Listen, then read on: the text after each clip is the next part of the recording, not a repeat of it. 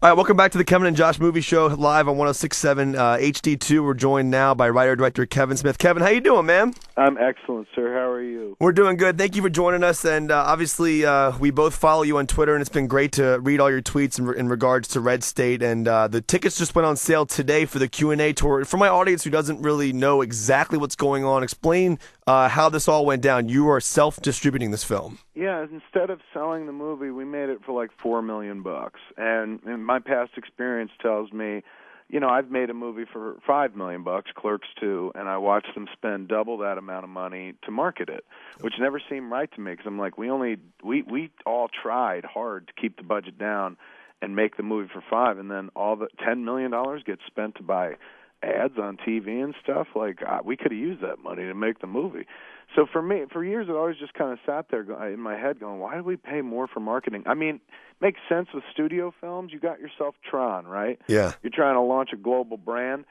You're spending over $100 million to make the movie. Of course, it makes sense to spend close to $100 million, if not more, to market the movie because that's what studios do. But for small filmmakers like me, for the kind of people that make stuff that isn't mainstream, and let's be honest, I've been doing this 17 years. I'm still not mainstream. I'm still always at the tail end of it, if anything.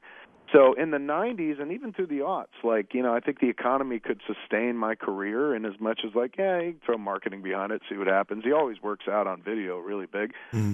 But now it's just like the global economy can't sustain, in my opinion, spending $10 or $20 million in marketing, even $5 million in marketing on a $4 million movie that nobody wanted to make in the first place. You know what I'm saying? Right. It's not a sellable movie. It's a special handling movie, and the special handling agencies just don't really exist anymore. Every major is kind of slowly giving up their specialty division. Disney sold off Miramax. There's rumors that Focus might be going away from Universal.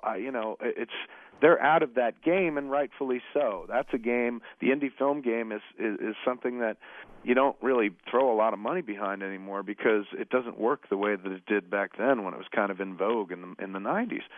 So, you know, as studios shutter their divisions one by one, to me it was clear that, like, Krypton was exploding. Right. And I was like, let's get the baby into the rocket and get the baby off of here, man, because it's going to implode. Like the $4 million film with the double budget or $10 million budget, marketing budget, $15 million marketing budget, there's no hope out there for a first-time filmmaker. If I'm sitting there right now and I'm going like, okay, all right, at least Kevin Smith tried to make a cheap movie. It's $4 million. And then the story you read is like sells at Sundance for 4 or 6 with a $10 million P&A commitment or more. You're just like, okay, I guess I'll get to see the movie, but that doesn't ever mean that it'll equate to me as a filmmaker because, you know, how am I supposed to get millions of dollars to open my movie? To me, it was like I looked at it from the viewpoint of Kevin Smith before he made Clerks, and I was just like, okay, if I had all these things at my fingertips, social media, and, of course, if I had that many followers on social media back then as I do now, if it existed, I would try it this way, particularly for a budget this low. You know what I'm saying? Like, not even for, like, Zack and Miri. Like, Zack and Miri was $30 million. I would never say, let's virally market Zack and Miri. It just makes sense, people. Of course it doesn't. When you've got a tiny flick, man, it's not unheard of to just take that movie out on yourself. The After Dark horror people do it every year. They collect a bunch of them, go out on the road and show them. Now, all I do all year long between movies, I guess people who follow me would know this, maybe nobody else, but I just go out on stage in Q&A all the time, all across the country. Last year is about 20 dates or something ridiculous. So I knew we weren't going to release Red State till October because our plan was, let's bring it to Sundance. We didn't think we'd be ready in time for Sundance, to be honest with you. We started September 21st. So the fact that I was cutting while we were shooting just expedited the process, and we were able to make it in for consideration, and we got in. So we weren't planning to be done this early, but we're not going to pass up Sundance. You know, what the heck, man? 17 years after the first time I went there, it was beautiful. And I'm returning with an independent movie, you know, with a movie I didn't finance, the studio didn't finance. We had to get independent financing for. So I was like, this is great. Let's do it. We might as well make it. But we knew we didn't want the movie to come out till October. It's a scary movie. We're going to hold it till like Halloween time. I can't wait. I can't wait to see it. Thank you. So for me, I felt like okay, I'm going out on tour between now and then anyway. I've got a bunch of gigs ready to go, a bunch of Q&A, a bunch of live SMOD. Why don't I just instead, like, instead of going out and one more time being like, one time I wrote the script for Superman, show them a movie and we have something new to talk about. Like in the beginning of my Q&A career, we used to show the movie, and then I'd come out and do Q&A for like maybe a half hour, maybe an hour.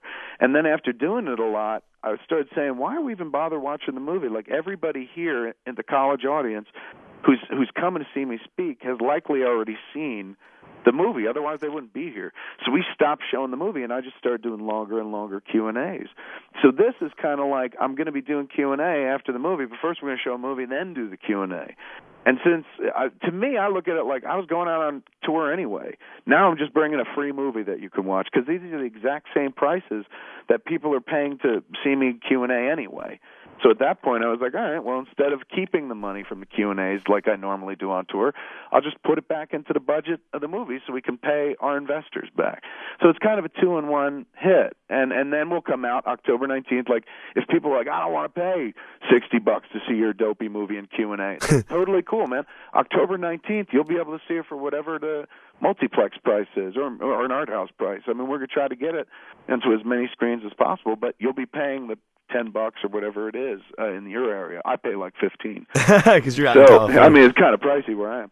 So at that point, it's like, look, if you're a longtime fan who wants to support us and you can financially, come out and see the movie early when you come see me on the speaking tour. If not, Red State's coming in October, and we're going to try to do it ourselves without spending any money on advertising. Just an experiment. Like, I've done it 9 times the other way. You know what I'm saying? Right. Like 9 times I've released it and spending money. With a movie budget this low and with investors who are like, yeah, go ahead. And like me willing to kind of take it out there on the road, I was like, all right, let's see if we can kind of make the budget back before we even come out. Because that would be kind of cool. I always dreamed of that, man. I always hated making a flick, and then there was the budget, and we all tried so damn hard to keep it, under a certain budget level, because the process, the logic was always like, well, not enough people like our stuff, so we'll keep the budget low. But meanwhile, then they would spend sometimes double, sometimes 3 times the budget of the movie trying to convince people who didn't even, A, know our stuff, or B, would ever like our stuff, to come see our stuff. The logic was always that, Kevin, your audience is coming. We're paying to reach people beyond your audience, and hopefully maybe they'll come to see it. But after nearly 20 years, kids, I know my brand of whimsy is not for everybody. You know what I'm saying? It's not like it's for a very specific audience, and I just think it's nuts, crazy, arrogant to spend that much money, $20 million or even $10 million, to try to reach the audience that I think I can reach without spending any of it, especially for a movie of this size. So to me, I was like, let's just give it a shot. Like, this is my second to last film. I'm going to make this Hit Somebody movie next about hockey. Right. And then after that, I don't want to direct film anymore. I don't have any more stories to tell. And I've always been more of a storyteller, writer, director. So when a writer, director, I described it to somebody earlier, writer, director, for me, the engine is writing. It's always been screenwriting is the engine that's driven the train that carries the caboose of directing, in my case. When you run out of steam for the engine, when you run out of stories to tell as a screenwriter, you don't, for me personally, this is my coda, it goes for nobody else. I didn't get into directing just to direct. I got in to tell stories. And I've kind of told all the stories I want to tell on film, and now I get a chance to tell a zillion stories a week on the dopey podcast that I always do, and all the other stuff, go on stage and whatnot. So to me, that's more instant gratification. I can tell that story, it's done, and I can move on to something else, as opposed to, I'm going to write this script, and now we're going to spend 4 months working the script, getting it done, to fight and wait. Then we're going to spend, in this case, 3 years finding money to finance it. And then we're going to work through all these schedules to get everyone in one place at one time and cross our fingers and hope to God it all works. It's a lot of work, a lot of effort for a lazy fat ass like me. Podcasts appeal to me much more. I could just sit behind a mic and gab with my friends. The film career has afforded me a nice little audience where I'm just like, I'm finally taking the advice of everybody, a blogger, critic, anybody in the press who ever took a shot at me about my career. Everyone's going like, he's no damn good, he's no director. Well, I'm like, oh, you're right. I guess I'm going to stop directing then. And in announcing that, a lot of people got mad at me for that too. That was the weird thing, man. I announced this like, hey, I'm going to try to take my movie out by myself, see if it works. And 1,000 bloggers suddenly turned me into Hitler. It was weird, and started defending the very studio system that they're constantly attacking. Right.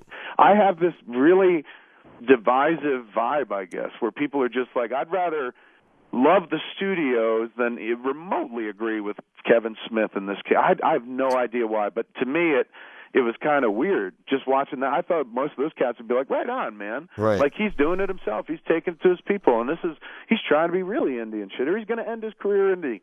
And these cats were not. These cats were just like, who the fuck do you think you are? You're so damn arrogant. You think you're God on Almighty Throne. I'm like, no, I'm not. I'm literally doing the same stuff I do every year. You just don't know about it because you don't go to the shows. But every year between movies, I'm on a stage doing Q&A. So while I knew I was going to do it here, and the movie ain't coming out till October, I'm like, all right, man, I'm going to take this out on the road, man, because that is almost free publicity at that point. You know what I'm saying? So they're coming to see a show anyway. Hopefully, of those audiences coming to see, a lot of them going to leave there liking it and telling other cats, and then we don't have to spend money on commercials come October. It's just kind of hoping that a word-of-mouth tour this early will keep feeding and feeding and feeding. And also, we finished this word-of-mouth tour like the first week of April. And now we got at that point, it was April, 6 months before the release of the movie. So now we got 6 months to do creative stuff, more creative stuff with it. Maybe we go out on another tour. Maybe the tour is kind of different this time. You know what I'm saying? It's like we get to create it as we go along. And that's the funnest part, making this stuff up, making up the movies, making pretend for a living. That's so much fun. To see it end when you just hand it over to somebody else to market, it's not like I'm saying marketers are evil. I love marketers. I love marketing. That's why I'm trying to do this, just the way that I love editing. Like, I remember somebody on Twitter was just like, by you doing an editing, you're taking the job away from an editor, hence you're the enemy of all editors. And I'm like, good Lord, the backward logic there, it makes no sense whatsoever. I love editing, so I want to do it. Same thing here. Like, I love the creation process of, like, let's put up a poster, man, and raise money for charity with it. Or let's do this. Let's put up a teaser. Let's kind of create games. Let's create the Cooper Family album. I live on mine. That's my world. So for me, I'm like, I don't see the expensive TV ads. Whenever they're like, we spent $10 million buying TV ads, I'm like, I don't really watch TV, so I don't see it. Like, but in the world that I dwell online, yeah, people are talking about stuff. So for me, I'm like, I'd just rather, with this tiny-ass budget, with one flick left to make, I wanted to kind of go out the way I came in, independent, and just try to see if I can do it on my own, if for no other reason, just to see. You know what I'm saying? Like I said, I think I bought myself the room because I've done it 9 times the other way. Yeah. But man, oh man, people get upset about it, dude. It's crazy how upset some cats are down with this. They're like, how dare you? I don't know why. Yeah, people. I love watching your responses on Twitter, and thank you. That was an awesome. I loved hearing that answer. I had like 15 questions ready. I think you answered them all. That one response. All right, Kev, it was good talking to you. Dude, my move is always to out-answer the question. Try to take care of a long section of a page. That was an awesome answer. It was good. That was an epic rant. Well, dude, well, first of all, when did you decide that the most of the cast of Red State was going to return for your last film? And kind of a 2-part question going against that. You mentioned that this film is not really sellable, obviously, to the studio. How did you sell this to to Melissa Leo as an Academy nominated? She's going to win the Academy Award this year, probably. Totally.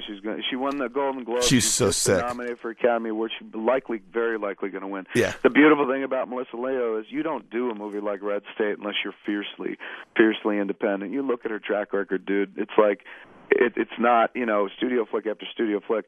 Melissa kind of goes where her heart goes as an actress. That's why she winds up in Frozen River or Homicide, right, or The Fighter or Red State.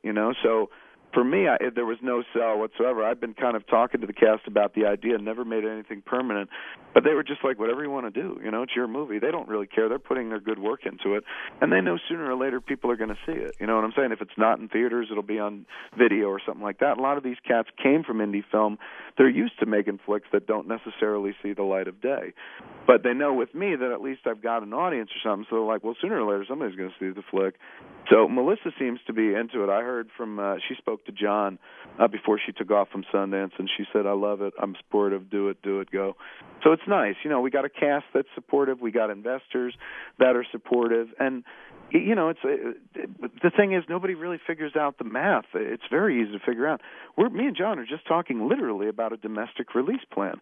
Like, we sell this movie foreign, which Harvey and Bob would do, and that was always the intention, because I can't release a movie in the United States, let alone overseas, in countries where I can't speak the language.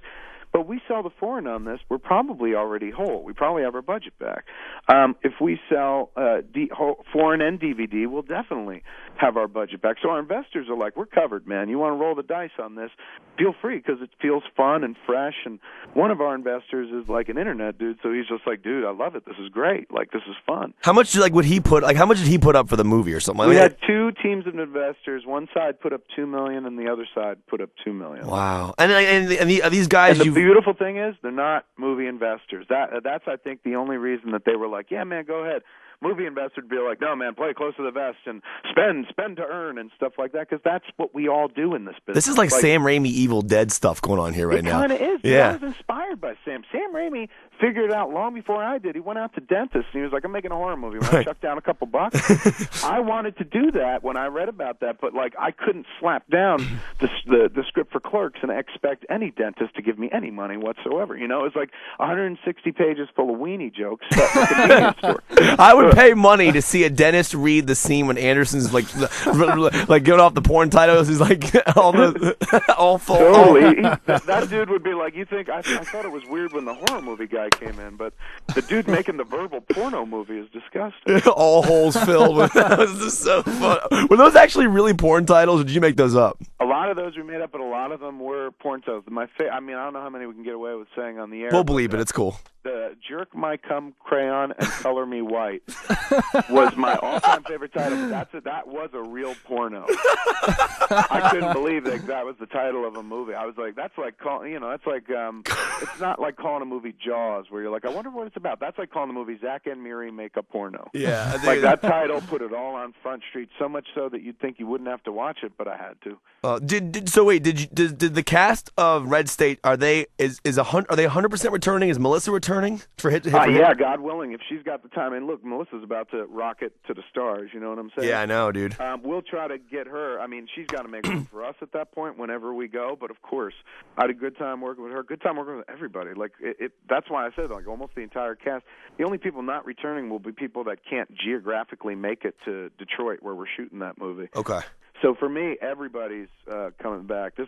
We had such a good time, and all these cats were artists. And I know some people have been talking about me talking about the last movie, and it's to me, one of those things which I hate to talk about. But at the same time, on this movie, Red State, everybody was there 100%. You know what I'm saying? And that was inspiring. And I'll work with anybody who's taken a deep-ass salary cut, standing in for himself. John Goodman probably got paid less to do Red State than he would if he would have done Dinner Theater had he not been John Goodman. Like, it was a low salary to come in for a week, man, because this dude's John Goodman is a legend. And he not only did he do it for like peanuts, but John Goodman's the kind of dude that like you're on the set and you're like, John, you couldn't step off, man. We're going to light for about 15, 20 minutes. So we're going to put your stand-in there. And he's like, I'm good. I'll just hang right here. And he's his own stand-in. John Goodman is the man we all want to be when we grow up. Right. He is Zen. He is Buddha. He is wisdom. You know what I'm saying? And I took a page right out of his book. He came to our movie having dropped like 100 pounds. And I was just like, how'd you do it? And he's like, dude, I just started eating right, and I just started exercising little bit by bit. So when we wrapped on Red State, November 1st, I started dieting. I lost 57 pounds so far. That's the kind of actor John Goodman is. Like, John Goodman's the actor that inspires you not just to do strong work as a filmmaker, but be a better person. 57 That's great, pounds. yeah. Go ahead, yeah, Josh. he's a good dude. They all were. That's why I'm like, bring them all back, for heaven's sake. And it's a script hit somebody has parts all over because it takes place over 30 years. You know what I'm saying? It takes place from the beginning of the character's life to the end of his life. So over that time, you're going to run into lots and lots of people. And in the way, like the Muppet movie, they run into lots and lots of people along the road, or Jane Silent Bob Strike Back, if I might borrow from a more current film, which isn't even that current. It's 10 years old now. Gosh, it's 10 years ago. ago. I saw that in If the you can theater believe it, 10 it's years been ago. 10 years, dude, since I spun the baseball cap, ran around with a chimp on my back. This is going to sound really gay, but our pre-interview thing just now was singing the song from the beginning of the movie. Yeah, we were doing it before we came down here. Obviously, we can't sing it, but we were both singing it. It was kind of cool, but it was kind of sad too. It is bittersweet, isn't it? Dude, that song. I mean, you want to make yourself cry, dude? Just start singing "Rainbow Connection." By the time you get to the sailors part and stuff, like, you just start weeping, dude. Have you been half asleep? Have you heard voices? I've heard them call my voice is cracking talking about it. That's a powerful film song. Well, I want to ask you one question about the title. I mean, obviously we haven't seen it, and it's called Red State, so it sounds like there's going to be a lot of political themes. An early word that I've read about is that it's kind of, I guess, Fred Phelps and the Westboro Baptist Church, it's kind of mimicking them. I mean, how political does your movie get? Oh, I mean, to me, not at all. I've never been a political creature. I mean, look, they call me a liberal just by virtue of the fact that I make those movies and I talk the way I do.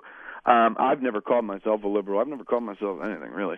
But so I'm not a political cat. I mean, this movie, I guess some people could be like, hey, man, it's about, church and state and stuff like that. It's a horror movie. You know what I'm saying? Like, Anthony Hopkins coming out in a movie called The Right. Yeah, we saw it. That ain't about the church. That's about a priest who does a lot of exorcists, and from what I can tell from the trailer, the devil gets inside him or something like that. It's not that good, dude. But I mean, I liked it. I didn't like it. It's kind of that. It's just like a made-up story. Red State, same thing. It's just a made-up horror movie that just kind of uses recognizable jumping-off points. Like the Phelps family, definitely, were a jumping-off point in as much as, like, Ed Gein was a jumping-off point for Norman Bates, or Ed Gein was a jumping-off point for the Texas Chainsaw Massacre and the Sawyer family.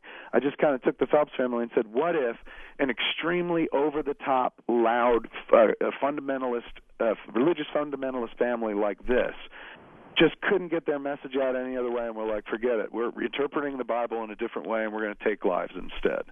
And to me, I grew up watching all these devil worship movies when I was a kid, scared crap out of me because I was a Catholic kid. This is the flip of that. You know what I'm saying? Instead of like, oh, Satan, we worship you, the bad guys in this movie are over-the-top religious people who decide to kill people in the name of God, which, as we all know, isn't right. Right. Well, it looks all. I should be seeing this movie tonight, but I couldn't make it out to LA. I know you were supposed to come to my place and watch it. I know, dude. That press, man. I was so pissed about that. He even tweeted. The press that came after me about that whole, like, why he's taking his movie out himself? He's a maniac. What an idiot. He's power hungry or power mad.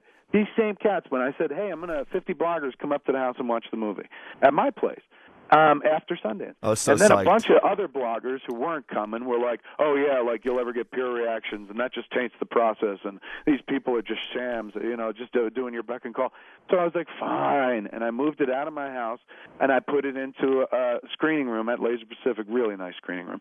But still, I felt bad, because I was like, I could have watched it in my damn house. And trust me, I was all excited about it. I was going to buy like a plane ticket, but then I ended up having to do the show tonight. Well, we fully support you, just for the record. But a lot of these things, like the whole, I think you said, correct me if I'm wrong, but you were going to have a public auction after Sundance for Red State, and then you kind of bought it yourself, and a lot of people were blowing up after that. And I mean, like, was your mentality behind that? Was it kind of more just a publicity stunt, or were you trying to say it was a message? I mean, yeah, absolutely. It's just let's put on a show. You know what I'm saying? Like when I made my original comment, it's very carefully worded to say, I'm going to pick my distributor in the room, auction style, which is what I did. But anyway, so I knew that going in. We knew by day 4 of Red State that we were going to take this movie out ourselves. That's when we kind of had our epiphany and said, hey, let's give it a shot. So when I made my tweet, we weren't even in Sundance yet. So I'm sitting there going, okay, if I get into Sundance, what can I, how can I create some damn attention before we even get there? Start it here. Start by going like, I'm going to pick my distributor in the room, auction style. And then it got picked up, and everyone else turned it into, he's selling his movie to the highest bidder, blah, blah, blah. And I just kind of sat there and watched. But that's what you do, man. Like, we're not spending money to make people aware of the movie. So a dopey little stunt like that goes a long way. A dopey little stunt like the Phelpses protesting the movie and us counter-protesting the Phelpses outside goes a long way. Gets the movie a bunch of attention. It's all marketing. And anybody that's like blasting that, going, you should do it the real way, spend money. These are the same people that blast the theaters for like putting out trailers that they feel lie. So why do you think that online bloggers act like that? Like, why do you think they're so pissed off? I'm one of those people, dude, that people just like, I put out some sort of pheromone where cats are just like, I hate them. Without even... They hate you because they're jealous, dude. They're just jealous. I know, we would kill to be doing what you're doing. I'd love to write it off as jealousy, but honestly, I just think it's me. Some people you meet in life you just don't like, and some people you don't even have to meet in life, and you just don't like. And I guess for some people, they hear like a lot of people seem to think like it's an arrogant move. They're like, who does he think he is, taking out his movie? He thinks he's better than everybody. It's not. It's like I've done this for years. The only difference is we're trying to then ultimately release the movie in October by ourselves without spending money. But I don't know. Here's the thing I think about, dude. They were calling me an idiot before Sundance. They were calling me an idiot after Sundance. That's never changed. They were calling me an idiot from the moment I sold my film. You know what I'm saying? There was always somebody, some cornball, some crank there to tell you how you're screwing up. And I've met so many along the way. Turn back, Sarah. You know, just a nation of Jareths from Labyrinth where they're always just warning you on how if you do this, you're dead. And if this happens, you'll never work again. And this is it. This is the one that ruins him. And that's been going on for nearly 20 years, dude. For 20 years, Cassandras have been predicting my ruin. And, it's like I guess I got to a point where I'm like, they're going to say that no matter what I do. I might as well enjoy myself. So that's kind of, where I am. You can't please everybody, so you just please yourself. Dude, exactly. Double entendre. Dude, I have to ask you, I was reading online somewhere that you were going to, I don't know if this is true. You never know what you're reading on the internet if it's true, but are you going to cut 10 minutes of the movie? And if so, what 10 minutes? I am. I definitely, well, here's the thing. As I watched the movie, it's well on record. I cut that movie record time and whatnot while we were shooting. The movie that I showed at the cast and crew screening at Wrap, 2 days after we wrapped, I showed them the whole movie. That's the movie I pretty much showed Sundance with end credits attached to it, like right. the roll of credits, but the credits on black. So I love the movie. We knew what we were doing in terms of indie. It was a beautiful running time and stuff. So I was like, all right, let's we talked it over many times. Me and John went back and forth, showed a bunch of people, and everybody's like, look, him in the church, the sermon's kind of long, but you can't take your eyes off the guy, so maybe it don't matter. And so I was like, right on, let's take it. This is the one. Let's take this to Sundance. This is the cut. And then we go to Sundance, and I sit in the back, and for the first time I get to watch it with 1,200 people who have no involvement with the movie, no involvement with me. Nobody I'm sure there's some people out there I would have known, but generally speaking, totally fresh eyes. And I'm sitting in the back, and I start watching the movie as a director, but unfortunately, my genetics pull me toward editor now. Right. Like I'm an editor first and foremost. Even when I'm directing the movie, I'm not a director as much as like I sit there and kind of edit the movie as we go along, going like, I got that moment, I got that moment, I got that moment, just collecting them in my head so that when I sit down to cut them, I'm kind of ready to go. So I'm sitting in the back of the screening at Sundance, and I stop watching as a director and I start watching as an editor. And when you do that, you got to listen to the inner editor. So I'm sitting there going, okay, there's something I thought would work, didn't play with the audience. There's something I thought would get a nice reaction, just kind of laid there. Boy, geez, that played way bigger than I ever imagined it would. Maybe we should shape something around there and just find some time to take out. So I sat in the back, and if I had to guess, I'm saying 5 to 10 minutes, somewhere in there. Me and John are going to sit down tomorrow morning and take the time. And John fought me on it. John was just like, why bother, dude? We're our own bosses. Nobody's telling you to take it out. Like back in the old days, Harvey would be like, I love it. Take 10 minutes out. No direction whatsoever. Just take the time out. So John's like, we don't have to do that now. We don't have to really cut the movie at all. And I said, yeah, but I'm a filmmaker first and foremost, dude. And it's like, I want the movie to play as gangbusters as possible. And, if the length of Parks' speech is making anybody remotely go like, maybe that speech is a little long. I want them to love Parks as much as I do. Right. So for me, it's like, look, I'm an editor. You kill your babies every step of the way, man, as an editor. It's like you think there's something in the movie when you start shooting where you're like, this is it. Whole movie's predicated on this thought. And you get behind the editing deck and you let that go maybe first and foremost. The movie changes shape constantly, and you always, if you're the editor, and, it's very rare when the guy who writes and directs is also the editor. But if you're going to take that role as the editor, you got to be as objective as possible. And you got to be able to stand there, even with something you love as much as your movie, and go like, I think I can make it better. I think I could tighten it up. You know what I'm saying? That's right. The drive. And back in the day, somebody had to hit me with a stick to make that happen. But almost 20 years in, those instincts and reflex are there on their own now. So even though I don't have Harvey going like, take time out, even though I saw Bob after he saw it at Sundance, he goes, if it were mine, I'd tell you to take 10 minutes out. But even though there's nobody kind of saying take time out, I've been doing it long enough where I'm like, I feel like I could take time out and the movie would work even better. So you know what I'm saying? how long is parts of the speech is like 20 minutes, right? 17 minutes in the sermon. And that's the thing. Like, everyone's like, don't change it. Here, dude, theatrical window is but a blip of the movie's life. You know what I'm saying? Right. Like, we've got 10 months before it comes out, so we have more time than most people do. But most movies, they spend a lot of money reaching, trying to tell you they're coming. And then they come out, and their entire release is predicated on the opening 3 days. And generally, they don't stick around longer than a month. If you're Avatar, you stay on the chart longer. You're out in theaters for a much longer time. But regardless, let's say you are Avatar, and the best you can hope for is 6 amazing months at the box office. At the end of the day, that doesn't compare to a lifetime on every other format, video, right. DVD, your iPod, Netflix. That's where most people kind of see it. So I've always felt in the years that I've been doing this, like, my God, we break our necks over this opening weekend in this small theatrical window. Like, let's treat it more leisurely. It shouldn't be like everything's got to happen here, but that's why, because the budget's so high. It's a big money game. But in a world where you didn't have big money at play, we have a more leisurely pace where we can kind of go about it. You know what I'm saying? So we do our little tour, and then we come out in October, and hopefully the word of mouth from that little tour carries us along nicely to a decent, not outrageous, not even top 10 per screen average based on the amount of screens we'll get. But to me, I'd rather try it this way. Rather than spend $20 million to trick people to come see my movie, I'll just talk to the people who kind of like me anyway and be like, why don't you guys come see it? And hopefully they'll talk to other people who, even if they don't like me or follow me, might be like, I'd like to see that movie. I don't like those Phelps people either. You know what I'm saying? Who does? Everyone hates them. They're the worst people in America. I can't stand dude, them. according to the internet, I'm the worst person in America today. That was the really weird thing, is watching 1,000 bloggers like kind of burn me in effigy, where I'm like, I'm just doing what we should be doing, and you should support this. Well, now there's another controversy that springed up a while ago, and you were talking quote about unquote controversy. Yeah, quote unquote controversy. But it was when I believe you were talking about Red State, and you said when this comes out, I want the critics to pay for the movie. I mean, I did talk about that. I mean, have you changed your tune about that? And we're critics, and I was totally cool with it. Yeah, I mean, I'm fine with that too. Cool we pay for totally. movies half the time anyway. Like, the more vocal people got up and they were like, what madness is this? But I heard from so many critics, it's just like Dogma, dude. I lived through Dogma, right? And when Dogma was going on, you would get letters and loud, crazy people screaming things at you, representing the religious side.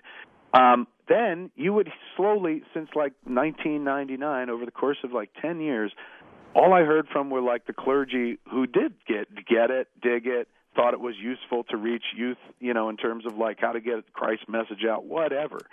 And it's just like, you can't always let the people who scream the loudest represent any body. You know what I'm saying? Right. And so in this instance, like, I've seen so many people go like, he's a war with critics, and it's operatic, dude. It's almost like, where are the Valkyries? Right. Here are the Valkyries. Like they attack you as if it's a war or something like that. And for me, I like simply put out a notion like, why would I let somebody see my movie free who's just going to poop on it?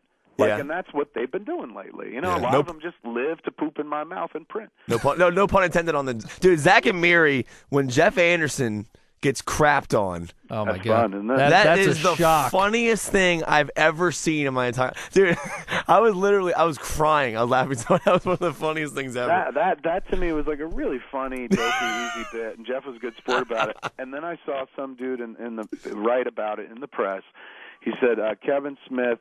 And I won't use Kevin Smith shits on his Skewniverse by literally pooping on Jeff Anderson's face in the movie. And I'm like, God damn, you guys just don't get the joke. Like, they try to make it about something that it's not. It's like, it's just a dude pooped on. I know, people take things too seriously these days. It's ridiculous. But the weird thing is they spin it and go like, I can't tell you how many people are like, you better calm down. You're taking this all too seriously. I'm like, I'm not. That's the point.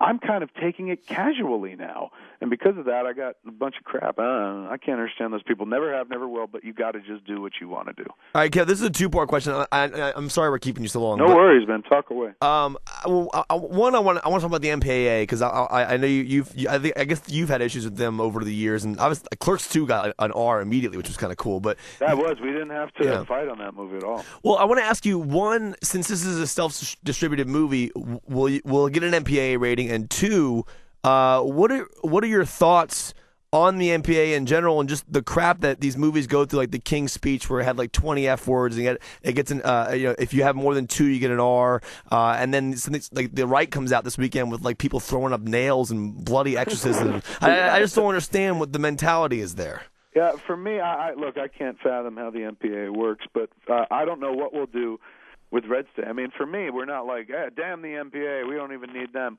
Technically, we don't. We're not studio signatories of the MPAA. So yeah, but how do you get into a wide release, though, without a rating? Well, people have always said that's the trick. If you don't have a rating, a lot of theaters won't carry you, a lot of newsprint won't run your ads. Like newspapers back in the day, Harvey's whole thing is we can't let this movie Clerks be NC-17. It has to be R, because if not, I can't put an ad in a newspaper. Newspapers won't run ads for NC-17 movies. Huh. So there's that aspect of it as well. So, yeah, a rating helps. And we've made a movie that's an R. There's no way that they see this movie. I mean, there's more blood in The Passion of the Christ, if we're going to compare Christian horror films, than there is in Red State. You know, there's barely any blood. It's kind of contained, and that's part of the story. I don't want to spoil it. Right. But it's not like gore hitting the screen and stuff like that. It's the way we handle it is kind of logical for the world that we're playing the story in. But have you ever been able to figure out what the hell their mindset? I know Harvey. I think King's Speech is Harvey's movie, and I think so. Yeah. I think because he's talking about recutting it to not get an R. And I want to ask Kevin about that because, dude, I mean, literally, the movie has 20 F words. That's it. And I got an R rating for that, and he's going to cut it down, I think, to like 2 F words to get a 13. What is your take? I mean, is there any consistency at all going on here? I mean, here's the thing. The game has changed incredibly, boys, and you probably know it because you watch it even from the outside. You can see it. People are desperate to monetize in any possible way they can. And if Harvey feels that an R rating is holding the King's Speech back from making an additional 20, maybe 30 million, I'm not surprised that he's like, let's take all those Fs out. I've seen the movie. They're not, essential to the plot. You know what I'm saying? But they're funny. They're funny parts, though. They're very funny, of course. And I understand that. As a filmmaker, I totally get it. But as a guy who sees the other side and sees business, I'm like, all right, he's a businessman. He made a business decision. Weinstein Company needs to be as successful as it possibly can and make as much money as it possibly can in the next few years. And this dude is just like, we got a tiger by the tail. Everyone loves this movie, but kids can't go see it because the R rating, because the dude says the F word too much. So let's just rework it. I mean, it's not without historical parallels. Back when Saturday Night Fever was out in theaters as an R-rated movie, Paramount recut it and released a PG version of Saturday Night Fever. My sister didn't see the R-rated version of Saturday Night Fever. She saw the PG one. That's the only way my mom was going to let her go. So that happened already. You know, it's not even like he's got a new play or something, or this is unheard of. This has been done before, even by a studio. I wonder if there was a porn title. I think it was Saturday Night Fever Blister, and I think it got, I don't know. I don't know what that got. The thing that bugs me about this whole MPAA thing, though, is that the King's Speech, okay, it says F word 15, 20 times. Jay and Silent Bob Strike Back says it like 300 times. I think it's like 490 million. It says it a lot, but and we share the same rating. Exactly. But a movie can say it twice and get a PG-13. If you've heard it 2 times, what's it going to hurt if you hear another 400? I mean, Kevin, you have a daughter. I mean, do you care if what happens if she hears the F word twice as opposed to 400 times? Is that a difference for you as a parent? My daughter lives in Kevin Smith's house. She hears the F word a lot. So her hearing it anywhere else is not an issue. I mean, in fact, it's kind of created a kid that doesn't curse. Like me and Jen, everyone around the house are not. We don't curse. We don't run up to her and scream cocksucker in her face. But we feel very free to, if we modify our verbs or nouns with fuck or fucking or something like that. It's really no big deal in this house. But oddly enough, she hasn't affected it. She doesn't do it. Even as a kid, we would try to get her to curse. Like one time she said shit when she was 2 years old, and I was like, this is it. It's begun. She's a Smith. And we started making her say all different variations of shit from the back of the car. I was like, say bat shit. She was like, bat shit. Ronald McDonald shit. And she would say that.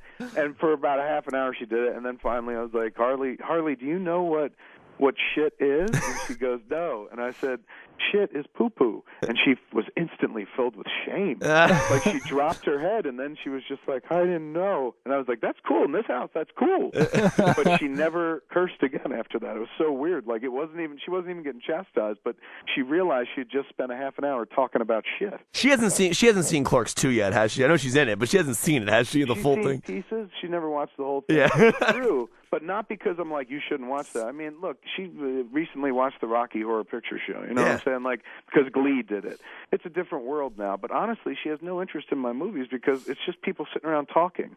And usually, to her, they're all older people. Like she's a tween. She looks at these 20-somethings wearing flannel and black and white, and she's like, what of antiquity is this, Father?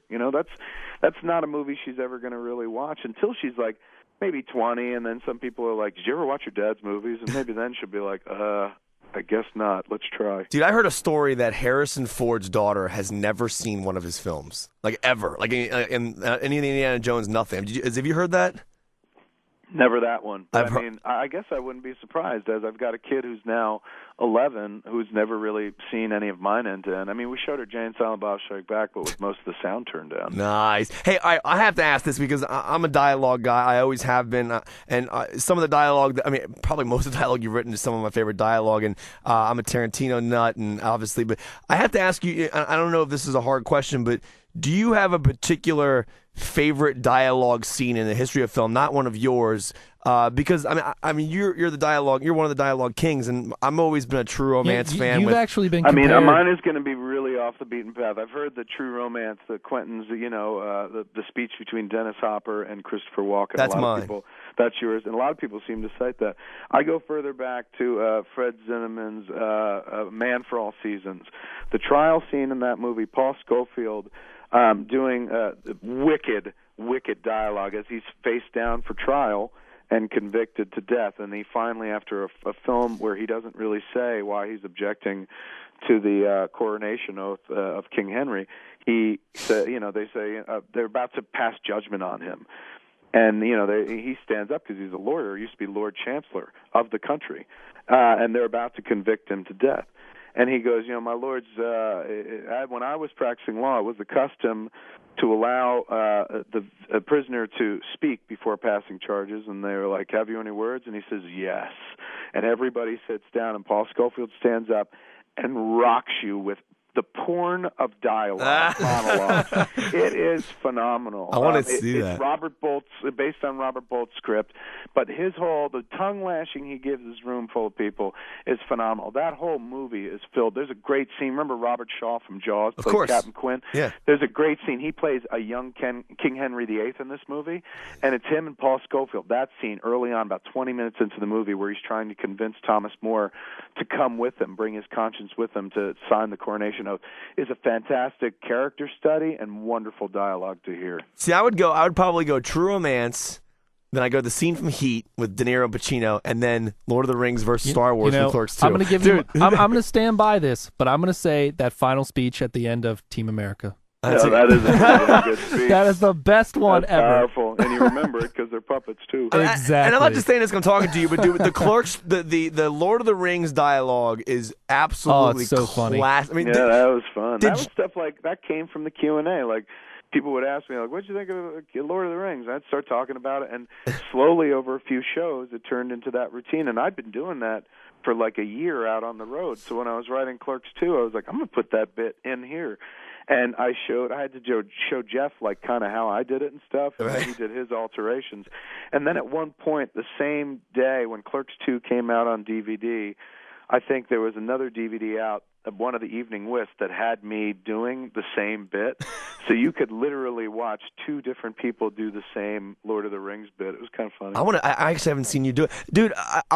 Has Peter Jackson ever seen that? Have you ever talked to him about that? No, I mean, not that I'm aware of. People over at WED have seen it, and I've heard back from them going like, "That's funny," and he would love it. Back in the day. I don't know if he's actually seen it yet. That dude's always busy innovating and making big movies and big money. He is really, dude. All right, well, I told you we were going to do this before the interview. I have to tell you because there's that great scene in Mallrats where Jason's talking about like, what the hell to do with the other arm when you're cuddling, and that was something that that was something I've always this has been remembered. on Kevin's mind forever. I was like, he always talks about it. Because I never know what to do, dude. It's difficult. I was cuddling a couple of weeks ago with this girl. I mean, she's not my girlfriend, but I was just cuddling with her, and like I put my arm over, but I didn't know what the hell to do with the other arm. Have you? It's a pressing issue. Have you figured it out yet? I just we just go ass to ass, basically, just like in that movie. What was it, Requiem for a Dream. Yeah. Oh my God. Basically, I turn one way, she turns the other, because you'll never figure out where to put the arm. I always wanted to put a hole in the pillow and just drape the arm down the hole. Well, it's all right. Well, now that you said that, here's Natalie Portman's answer to what you should do. All right, check this out. Okay. Prefer it, or do you like to sleep with your own space? Oh no, I'm a big cuddler, but I have always found that I think that there should be an armhole in mattresses that you can like stick your arm in, because I feel like there's, when you're like cuddling someone, you want to like put your arm, like your top arm is like well placed on the person, but the bottom arm needs a place to go. And if there was just a hole in the mattress. Isn't that wild? I feel like I could win a Best Actress Academy Award now. You had the same I idea. think just like the Black Swan. I would love to see you do the ballet in Black Swan. Dude, man, if I was like Natalie, you and me on the same page, let's share a bed with a hole in it. I think she would put the hole in my side of the bed much larger, and I would just fall through it into a pit of sharks or something. But I like the way she thinks, man. That's smart. It's brilliant. All right, hey, I want to run real quick before I let you go. I want to run some movies through you, because I mean, I'm a movie nerd. I grew up on your movies, but obviously you grew up on different movies than I did. But I want to run some movies by you. I'm curious which one you prefer. If I say two movies, do you mind choosing one? No, man. Then I hear back from one of the guys going, "Why'd you choose that?" Like, that's the problem. Like, I wish I could play games like that publicly, but I can't because I know everybody. Well, let's do this instead. That's true. We highly respect you. We love everything you've done. I want to know what some of your favorite movies are. You don't have to compare. Just say, these are my personal. We know Star Wars. I'll give you my standard top 5, which I've been saying for years, in no particular order. Jaws, JFK, Do the Right Thing, A Man for All Seasons, and The Last Temptation of Christ. Oh, Last Temptation of Christ is so good. The next 5, it would be stuff like Raising Arizona. Hell yeah. Stuff like The Talented Mr. Ripley. Stuff like Jerry Maguire.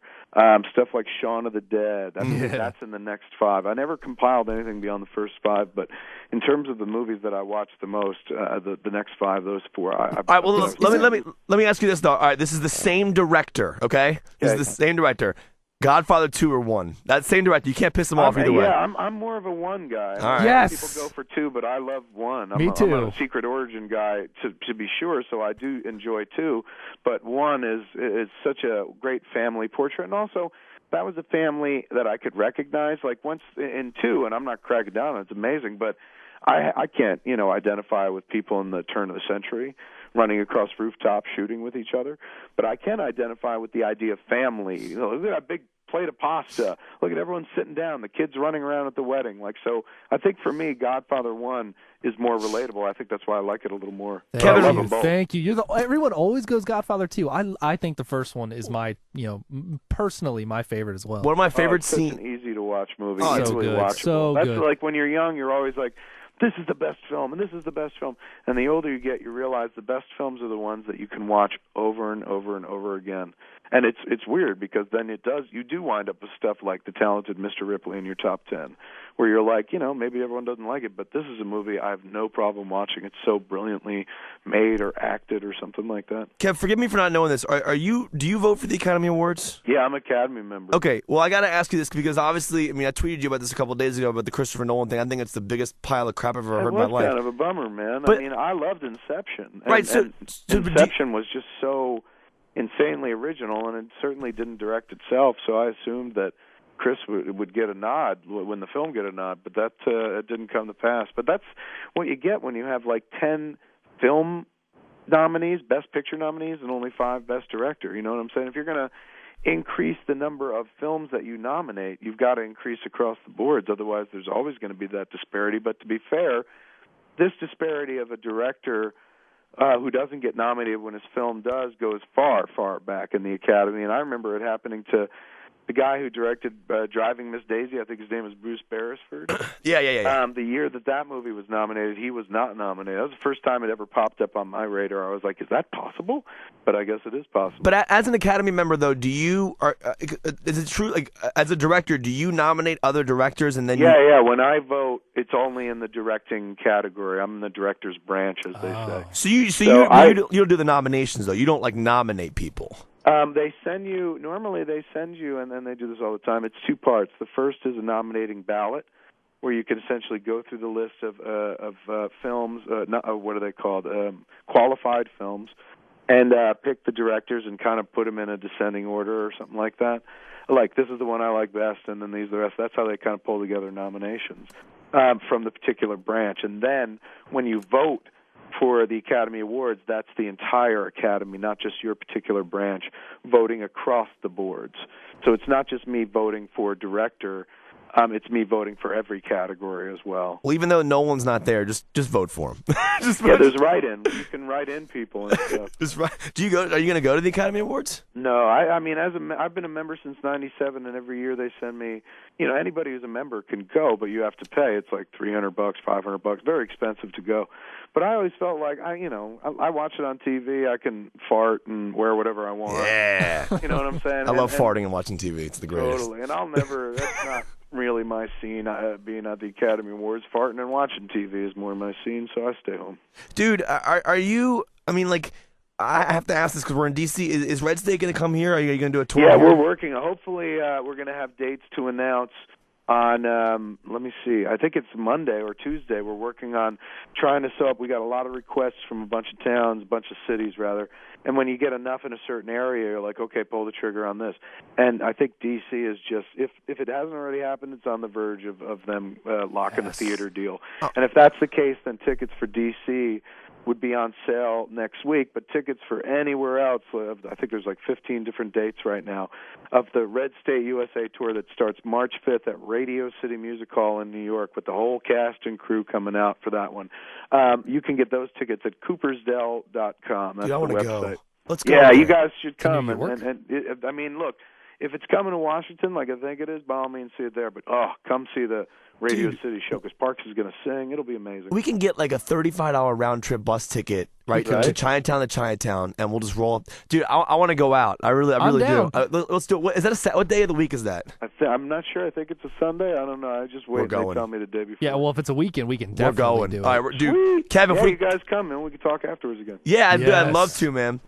All right, guys. All right, we'll let you go. Hey, real quick, give the website where people can buy the tickets. Coopersdell.com, COOPERSDELL.com. That'll give you the full list of every city the Red State Red State USA tour is stopping this leg out, and you can link right off of that website. Click on it; it'll take you to the theater near you that'll sell you tickets and whatnot. All right, this is gonna be really hacky. Is there any way could you tweet our names? Like, just say like you just talked to us. That'd be because we like to get followers and like we'll retweet the interview. Yeah, and I have like none. Kevin has he has no followers. I have like 90. Throw it up. Throw a tweet at me and I'll retweet it. All right, I'll tweet you right now. And dude, thanks for the time. And it was an honor to talk to you. And no worries. Thanks. It's been almost an hour. We really do appreciate it. Yeah, thanks no worries, man. And by the way, I still feel bad for that kid that Jason yelled at in Mallrats, or is it Jason's? Is it Suplee? I can't remember if I pronounced the guy's name. He's like that kid. He goes, "He's nothing but a guy in a suit." Yeah, he goes, "Haha, you dumb bastard." It's the greatest line ever. All right, we're gonna tweet you right now. But Kevin, thank you so much. Everyone, get the tickets, and we'll hopefully see you in New York. All right, buddy. Thanks, guys. All right, buddy. Kevin. Peace. Bye-bye. Later. Bye.